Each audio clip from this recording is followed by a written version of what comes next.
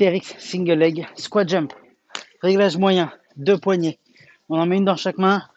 On vient se placer bien face au point d'attache avec les pieds parallèles sous les hanches. Notre position de fin de mouvement, c'est ici, coude près des côtes, et la position des pieds que je viens t'indiquer. Sachant que c'est pas réellement la fin de mouvement, parce que notre position de fin de mouvement réelle, ça va être en l'air. On va sauter ici, faire des squat jumps. On va les faire sur une jambe. Si on les faisait sur deux, on écarterait nos pieds et on viendrait pousser sur les jambes ici. Notre position de fin serait ici.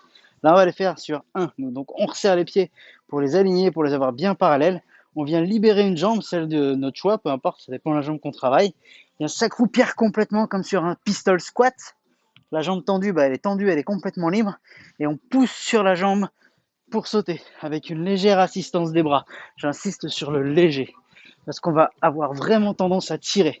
Et il ne faut pas tirer, il faut que l'effort reste dans la jambe. Les sangles, elles sont juste là pour créer une légère assistance et pour nous équilibrer. Parce que le travail est un peu moins dur, enfin nous équilibrer et nous déséquilibrer. Il y a les deux en même temps. Si on travaillait sans sangle, ce serait plus facile pour l'équilibre parce qu'on a moins de risque de le perturber à cause de l'action des bras. Par contre, on a beaucoup moins d'assistance. Donc là, on a l'assistance des sangles où on vient légèrement tirer. Le problème, c'est que si on tire un petit peu plus que légèrement, ça nous déséquilibre énormément.